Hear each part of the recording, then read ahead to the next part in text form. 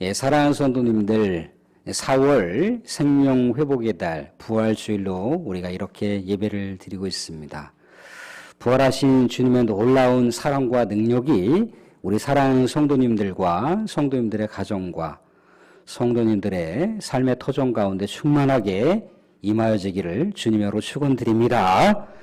이 시간 또 우리 교회 예배당에서 또 예배를 드리시는 분들이나 또 여러 사정으로 인해서 유튜브로 예배를 드리시는 분들이나 우리 주님의 놀라운 사랑으로 환영하며 옆에 계신 분들에게 이렇게 인사 나누기를 소망합니다. 예수님께서 부활하셨습니다. 예수님께서 부활하셨습니다. 우리에게는 영원한 희망만이 있습니다. 우리에게는 영원한 희망만이 있습니다. 사랑하는 성도님들, 부활의 본체는 아니라고 할지라도 부활을 표현하고 있는 여러 가지 현상들을 우리가 자연세계를 통해서도 볼 수가 있어요. 우리 광기 내동마을에 있는 또 주변에 있는 여러 산천 초목을 통해서도 보게 되면 겨우내 마치 겉으로 보기에는 죽어 있는 것 같지만 다시 이렇게 봄이 되면은 하나하나의 생명들이 소생되는 그런 모습을 볼 수가 있습니다. 그런 모습을 통해서 마치 산천초목에 있는 그 겨울을 보내면서 얼어붙어 있는 것 같고 죽은 것 같았지만 다시금 소생하는 모습을 보면 어떤 생각이 드나, 죽은 것이 아니라 잠들었구나 라고 하는 생각을 우리가 가질 수가 있어요. 예수님께서도 이렇게 부활에 대한 또 예시 차원으로다가 생명들을 소생시켜주는 그 장면을 우리가 복음서를 통해서 볼 수가 있잖아요. 회당장 야이로의 딸이 죽었는데 그 죽은 딸을 예수님께서 다시 살려주셨습니다. 나인성 과부의 아들을 장례 치르고 있는 그 상황 속에서 예수님께서 그 과부의 아들을 또한 살려주셨어요. 또 예수님의 절친이었던 나사로가 죽어서 장례를 지내는데 또한 그 생명을 예수님께서 살려주셨습니다. 그런 모습들이 부활의 본체는 아닙니다만 예수님께서 예시 차원으로다가 부활은 이러한 것이다 라고 하는 것을 맛보기로 보여주셨다는 거예요. 그리고 나서 자신도 십자가에 못 박혀 죽으시고 사흘 만에 부활하심으로 말미암아 부활이 이런 것이다라고 하는 본체를 보여주신 거죠. 우리 예수 그리스도를 믿는 사람들에게는 누구나 다 할 것 없이 우리가 혹여라도 이 세상 가운데 생명이 연한이 다하여 산천초목에 우리가 묻히고 산천초목에 우리가 뿌려진다 할지라도 예수님께서 이 세상 가운데 다시 오시게 되면 우리가 역시 예수님께서 부활의 첫 열매로 나타내 줬음으로 말미암아 우리 죽은 육신이 다시금 부활한다라고 하는 것입니다. 이게 부활의 능력이라는 거예요. 근데 육신은 그렇지만 우리의 또 영혼은 지속적으로 매일매일 우리 주님의 부활 능력을 우리가 경험할 수가 있다는 거예요. 우리가 살아가는 동안요, 세상의 수많은 환경들을 우리가 대면하고 부대끼면서요, 때로는 우리가 영적으로 굉장히 침체될 수가 있어요. 영적으로 많이 눌려 있을 수 있잖아요. 그러면 살아가는 삶에 맛을 잃어버리고 마치 이렇게 폐잔병처럼 시들시들해져 있는 우리의 모습을 볼 수가 있다는 겁니다. 그러할 때 부활하신 주님께서 부활 능력을 우리들에게 보여주셨던 말씀이 있지, 그러한 본보기가 있지라고 생각하면서 부활하신 주님을 우리가 붙들고 또 그 주님 앞에 나아가 기도하게 됐을 경우에 부활하신 주님의 영이 우리의 내면세계 영 가운데 접속이 된다는 겁니다. 그러면 다시 우리의 내면세계의 영이 주님 부활의 그 능력으로 말미암아 다시금 일어나서 다시금 회복이 되어서 또 어제 시들시들해졌고 어제 그렇게 주눅들어 있는 삶이 오늘 다시금 믿음의 박차를 가면서 내 영혼이 다시금 살아난다는 거예요. 다시금 삶의 활개를 치며 기백을 펼치는 그런 모습을 살아갈 수가 있습니다.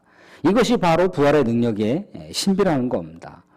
사랑하는 성도님들, 늘 언제나 어제나 오늘이나 동일하게 부활하신 주님의 능력이 우리 사랑하는 성도님들 가운데 충만하게 임하셔서 늘 언제나 날마다 새로운 부활의 능력을 경험할 수 있는 성도들이 될 수 있기를 주님으로 축원드립니다.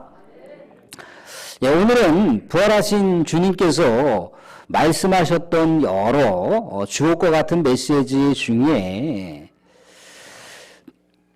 행복선이라고 하는 세 번째 말씀, 온유한 자는 복이 있나니라고 하는 말씀을 함께 나누고자 합니다.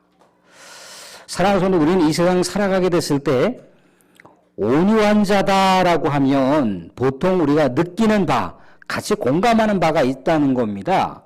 어떤 공감하는 바가 있습니까? 표정이나 말투나 또 행동하는 그 모습들이 보면은 부드러운 사람이 있어요. 그죠? 선해 보이는 사람이 있고 인정이 많은 사람, 따뜻해 보이는 사람이 있을 수 있다는 겁니다. 말투나 억양이 굉장히 부드럽고 거칠지 않고 뭔가 이렇게 그 안에 따뜻한 온정을 느끼게 하는 다정다감한 그런 말투를 구사하는 사람들, 그리고 늘 언제나 행동하는 모습을 보게 되면 바르게 선한 모습을 그렇게 보이는 사람들이 있을 수 있다는 겁니다. 그런 사람을 일컬어서 저 사람은 참 온유해 보인다, 저 사람은 참 성정 자체가 선해 보인다라고 얘기를 한다는 겁니다. 우리는 그렇게 온유한 사람을 그렇게 이해할 수가 있다는 거예요. 물론 성경에서 이야기하는 온유한 사람, 온유한 자는 그런 여러 가지 우리가 느끼고 공감하는 바와 크게 다르지는 않습니다만 한 차원 더 깊숙하게 들어가게 되면 우리 주님의 성정을 닮아가는 사람, 또한 우리 하나님의 성품을 닮아가는 사람을 온유한 자라고 생각을 해볼 수가 있어요. 우리는 성경에서 젊었을 때의 모세와 또 80 이후의 그 모세의 그 기질을 보게 되면 현격한 차이가 나는 것을 볼 수가 있습니다. 젊었을 때의 모세의 모습을 보기에는 어떻습니까? 굉장히 혈기가 있고 분노의 감정에 쉽게 사로잡힌 그런 사람이라고 하는 걸 알 수가 있어요. 그래서 애굽 사람을 그의 그 혈기로다가 쳐 죽이는 장면을 볼 수가 있습니다. 그리고 그가 나중에 이제 광야 생활을 하게 됐을 때 그의 그 기질과 성품이 굉장히 온유해졌던 그 모습을 볼 수가 있다는 겁니다. 사랑하는 형님과 사랑하는 누나가 있었어요. 아론과 미리암이 있었죠. 근데 모세가 이방 여자하고 이렇게 결혼한다라고 하는 그 모습이 못마땅했던 것 같아요. 또 그리고 이전에도 모세가 여러 가지 우리 하나님의 그 놀라운 성령의 권능과 리더십을 받아서 많은 사람들을 통솔하고 다스리는 그 모습에 있어서 못마땅한 모습이 있었다는 거예요. 우리가 알다시피 미디암도 하나님의 선지자입니다.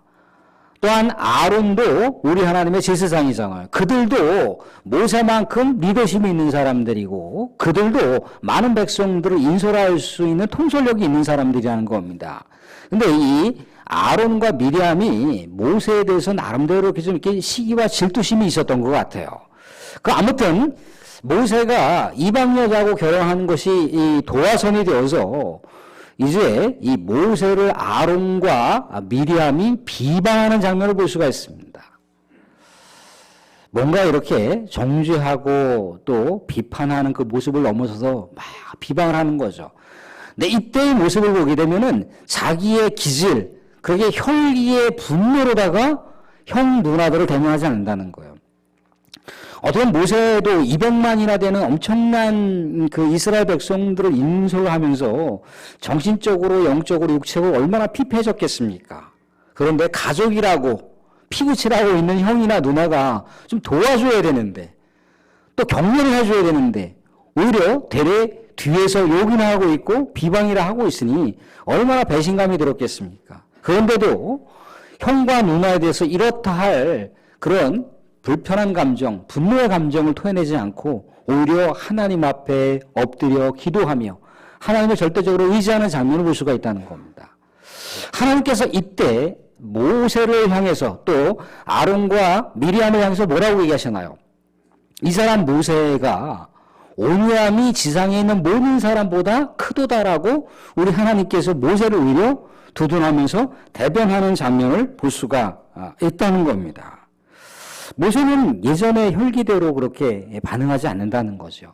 혈기의 그 날선 그 예리한 날들이 우리 하나님 안에서 또 많은 사람들과 교제하면서 그렇게 무뎌지고 또한 그것이 부드러운 그런 모습으로 변화되고 있는 모습을 볼 수가 있다는 거예요. 사랑하는 성도님들, 이 온유라고 하는 단어를요, 이 히브리 그 구약 성경을 통해서 보게 되면은 우리가 행복선언 첫 번째 심령이 가난한 자라고 말씀드렸잖아요. 심령이 가난한 자와 이 온유한 자가 히브리 말로다가 안이라고 하는 단어인데 서로 똑같은 말로 되어 있어요. 이 안이라고 하는 단어는요, 지난번에 우리가 심령이 가난한 자에 대해서 나눴듯이 심령이 가난한 자, 누런 자나 하나님을 의지하는 자, 겸손한 자, 온유한 자, 하나님 앞에서 선한 것을 행동하는 자라는 겁니다. 그러니까 심령이 가난한 자와 온유한 자라고 하는 것이 비슷한 의미를 갖고 있는 거죠.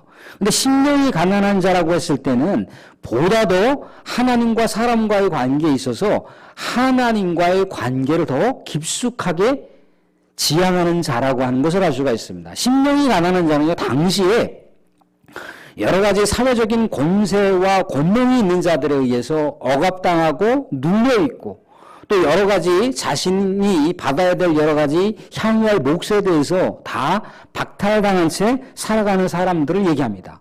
권리를 다 빼앗긴 채 희생만 당하는 그런 비천한 사람을 일컬어서 심령이 가난한 자라고 하는 거죠. 이런 심령이 가난한 자는요, 하나님을 의지하지 않고서는 이 세상을 온전하게 살아갈 수가 없는 자들이라는 겁니다. 그래서 하나님을 더 절박하게 찾고 하나님께 매달리는 자가 심령이 가난한 자들이라는 겁니다. 근데 온유한 자는요, 하나님과의 관계만이 아니라 사람과의 관계에서도 나타나는 성정을 얘기합니다. 하나님과의 관계보다도 오히려 더 사람과의 관계에 있어서 비중을 두고 있는 그런 자라고 하는 것을 알 수가 있죠.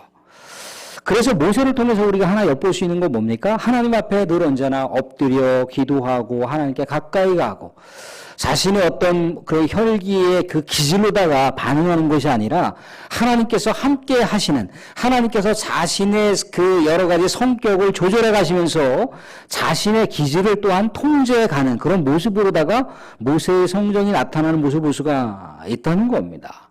그러니까 어떻습니까? 다른 사람들과의 관계에 있어서 늘 언제나 자신의 성정과 기질을 살피는 거예요. 그래서 하나님께서 그렇게 모세를 향해서 또 많은 사람들을 향해서 이 사람 모세가 온유함이 세상의 많은 사람들보다 더 크다라고 그렇게 말씀하고 있다는 거예요. 근데 사랑하는 성도, 여기서 온유라고 했을 때 한 가지 오해할 수 있는 소지가 있습니다. 그 오해할 수 있는 소지는 뭐냐면 그저 나타나는 얼굴의 형상과 이미지와 또 말투와 또 행동하는 그 모습을 통해서 저 사람은 착하다, 저 사람은 법 없이도 살아갈 수 있는 사람이다를 우리가 생각해 보면서 저 사람은 온유한 사람이다라고 할 수가 있는데, 이 온유한 사람들이 때로는 사람들과의 관계를 좋은 게 좋은 거다라고 그렇게 하기 위해서 하나님의 정의와 하나님의 사랑을 파괴하는 것을 외면하는 경우가 있을 수 있다는 겁니다. 근데 그것을 외면하는 것조차 온유하다라고 하나님께서는 말씀하시지 않는다는 거예요. 하나님의 사랑과 하나님의 정의를 그냥 다 외면해버리고 그냥 착하게 살아가는 것을 온유라고 하지는 않는다는 거예요. 그래서 온유라고 하는 것은 늘 언제나 하나님과 연결되어 있다는 겁니다. 하나님과 연결되어 있어서 하나님의 성정을 가지고 세상 가운데 살아가는 삶을 가리켜서 온유라고 얘기를 한다는 거예요.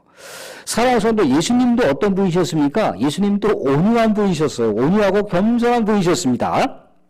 그런데 하나님의 그 정의와 하나님의 사랑을 파괴하는 유대 종교 지도자들, 그 바리새인과 또 서기관들을 향해서 우리 주님께서는 신랄하게 그들에 대해서 뭐라고 말씀하시고 있던가요? 도둑사의 자식들아라고 그렇게 얘기하고 있다는 거예요.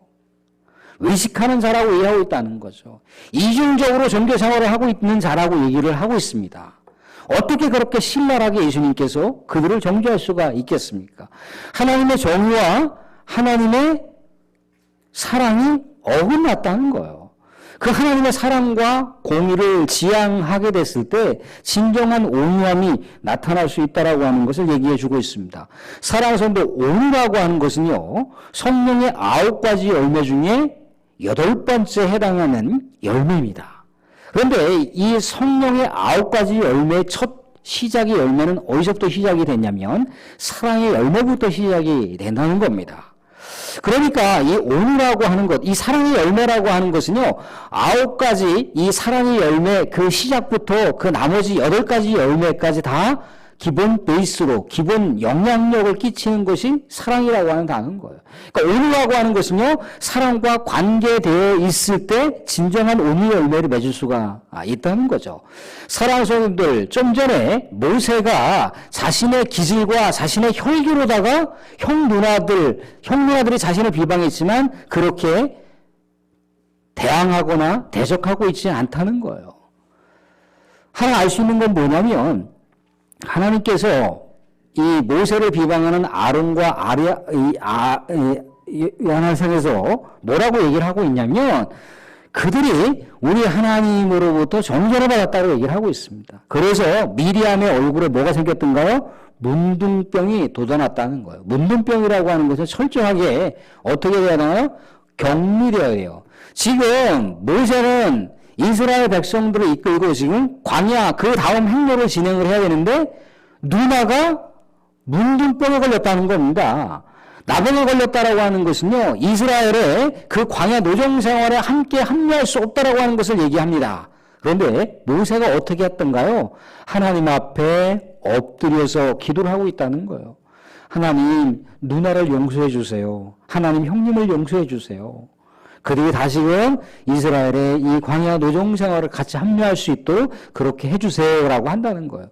그래서 이 나병에 걸리게 되면 상당한 회복이 되더라도 상당한 시간이 소요되는데 우리 하나님께서 가장 짧은 시간에 미리암에게 수치만 당할 정도로 그렇게 징벌하시고 회복시켜주는 장면을 볼 수가 있습니다. 모세의 간절한 사랑과 간절한 소망에 그 마음을 담았을 때 우리 하나님께서 모세의 마음을 받아주셨다는 거죠. 예수님께서 부활하셨지만 예수님께서 십자가에 못 박히실 때 자신을 십자가에 못 박은 사람들을 향해서 우리 주님께서 아주 예리한 그런 날선 말로 그들을 비판하거나 정죄한 것이 아니라 어떻게 말씀하고 있습니까? 하나님 아버지, 저들이 저렇게 행동하는 것을 저들은 잘 몰라요. 저들을 용서해 주세요. 그렇게 했다라는 거예요. 사랑과 용서를 십자가에서 그렇게 표현하시고 있는 그 모습, 그게 온유라는 거예요. 온유. 그래서 예수님께서 뭐라고 얘기하시는가요? 수고하고 무거운 짐진 자들아, 세상 가운데 살아가면서 다 지친 자들아, 내게로 오라. 자신이 어떤 존재이기 때문에 자신이 오라고 하고 있습니까? 자기는 온유하고 마음이 온유하고 또한 자기는 겸손하다는 거예요. 그래서 나에게 오는 자들은 세상의 또 다른 무거운 짐을 이 세상 가운데 지쳐있는 자들에게 주는 것이 아니라 그 짐을 누가 짊어지신다는 거예요? 우리 주님께서 짊어주신다는 거예요. 어떻게? 사랑과 사랑으로. 그 놀라운 사랑으로 그렇게 짊어지시기 때문에 수고하고 무거운 짐진들에게 오라고 그렇게 말씀하시고 있다는 거예요. 사랑하는 성도님들, 우리도 예수님처럼 예수님의 그 온유함에 대한 앞서 본보기로 보여주었던 모세처럼 사랑을 마음속에 품고 우리 하나님의 정의를 품고 우리 이 세상 가운데 온유한 삶의 모습을 드러낼 수 있는, 온유한 삶의 성정을 드러낼 수 있는 하나님의 사람들, 예수 그리스도를 따르는 제자의 삶을 살아갈 수 있기를 주님으로 축원드립니다. 온유한 자는 뭐라고 그랬습니까? 온유한 자는 복이 있는데 뭐라고 했던가요? 저희가 땅을 유업으로 받을 것이라 얘기하고 있다는 거예요. 땅을 유업으로 받는다는 거예요. 근데 사랑하는 성도, 예수님께서 말씀하셨던 이 땅은 지리적인 땅을 얘기하는 게 아닙니다. 이 산상수훈의 가르침은 하나님의 나라에 대한 가르침이에요. 팔복에 대한 가르침은 하나님의 나라에 대한 가르침이라는 겁니다. 이 땅이라고 하는 것은요, 종말론적인 하나님의 나라의 땅을 얘기하는 겁니다. 그러니까 온유한 자는 복이 있나니 저희가 하나님의 나라를 유업으로 받을 것이요 라고 하는 말과 같은 맥락이라는 거예요. 신령이 가난한 자는 천국이 저희 것이며 라고 하는 이야기와 같은 맥락이라는 거예요. 근데 예수님께서는요, 이렇게 팔복선언을 선언하실 때, 행복선언을 하실 때 그냥 뜬금없이 말씀하시는 것이 아니라는 거죠. 하나님께서 예수 그리스도의 그 놀라운 지혜 가운데 어떤 말씀을 연상하게 하셨습니까? 시편 37편의 말씀을 연상하게 하셨다는 거예요. 우리 자막을 통해서 시편 37편 말씀 한번 띄워봐 주시기 바랍니다. 37편의 이 말씀이 예수님께서 온유한 자는 복이 있나니 저희가 땅을 유업으로 받을 것이요 라고 하는 이 맥락의 말씀과 연결이 된다는 겁니다. 37편 9절부터 11절까지 말씀을 우리가 같이 한번 천천히 합독하시도록 하겠습니다. 한번 읽어보겠습니다. 같이 시작. 진실로 악을 행하는 자들은 끊어질 것이나 여호와를 소망하는 자들은 땅을 차지하리로다. 잠시 후에는 악인이 없어지리니 내가 그곳을 자세히 살필지라도 없으리로다. 그러나 온유한 자들은 땅을 차지하며 풍성한 화평으로 즐거워하리로다. 아멘. 두 번씩이나 강조하고 있습니다. 하나님께 소망을 두는 자들, 온유한 자들은 땅을 받을 것이라 얘기하고 있다는 거예요. 예수님께서 말씀하신 하나님 나라의 몫을 온유한 자가 받을 것이라고 얘기하고 있다는 겁니다. 사랑하는 성도, 그런데 우리도 나름대로 독특한 기질이 있고 독특한 성정이 있고 독특한 성품이 있다는 겁니다. 하나님도 이 영역을 마음대로 건드리지 않으세요. 자유의지라고 한 독특한 기질과 성품과 우리의 성정을 보존시켜 놓으셨다는 거예요. 그런데 이것이 우리 하나님께서 원하시는 기질과 성격과 성품으로 나타나려면 우리의 이 성격과 기질과 성품이 누구하고 연결되어 있어야 되는 거예요? 예수 그리스도의 온유하고 연결되어 있어야 된다는 거예요. 그런데 우리가 마음대로 안 되죠. 그래서 어디로 오라고 하는 겁니까? 예수님께 오라고 하는 거예요. 예수님께. 부활하신 예수 그리스도의 능력의 영을 우리가 사용하려면 예수 그리스도와 끊임없이 우리가 함께 동행하는 인생을 살아가야 돼요. 우리 예수님께서는요, 우리들에게 내가 세상을 이겼느니 담대하라고 말씀하시고 있습니다. 또한 부활하신 예수님께서 뭐라고 얘기하시던가요? 내가 세상 끝날 때까지 너희들과 함께 한다라고 약속하시고 있다는 거예요. 사랑하는 분들, 우리도 말이 먼저 나가고 먼저 손이 먼저 나가는 우리의 기질이 있습니다.